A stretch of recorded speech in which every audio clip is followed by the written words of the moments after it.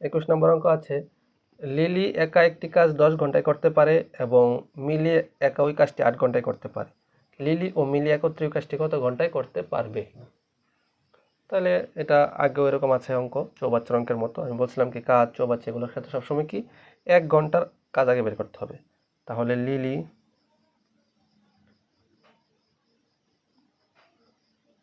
10 ঘন্টায় করে এক অংশ মানে কি সম্পূর্ণ অংশ, তাহলে 1 ঘন্টায় করে 10/1 অংশ। এবং মিলি 8 ঘন্টায় করে 1 অংশ, তাহলে 1 ঘন্টায় করে 8/1 অংশ।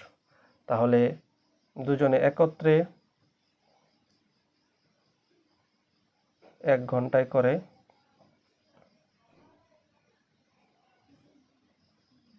এত অংশ। লসাগু বের করার মানে এরকম করে টান দিয়ে লসাগু না করে লসাগু করার সহজ টেকনিক হচ্ছে, ছোট যে সংখ্যাটা আছে সেটাকে মানে ক্রমাগত গুণ দিতে থাকবেন। গুণফলটা যদি এই সংখ্যা দ্বারা ভাগ যায় তাহলে সেটা লসাগু।